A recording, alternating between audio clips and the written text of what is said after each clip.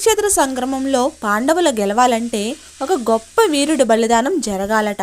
అలాంటి వీరుడు అర్జునుడే అని గుర్తిస్తాడు శ్రీకృష్ణుడు. కానీ అర్జునుడిని బలివ్వటం ఇష్టం లేక ప్రత్యామ్నాయం కోసం ఆలోచిస్తాడు.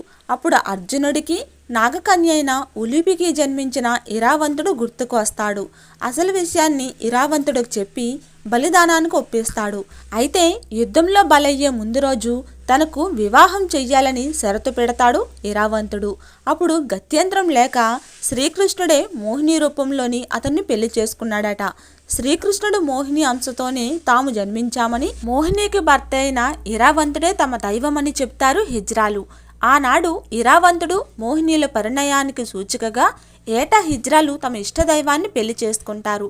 ఆ సందర్భంగా జరిగే జాతరే కూతండవర్ ఆలయ ఉత్సవం. ఈ ఉత్సవాల్లో హిజ్రాలు అందం, అలంకరణ ప్రదర్శనకే అధిక ప్రాధాన్యం ఇస్తారు.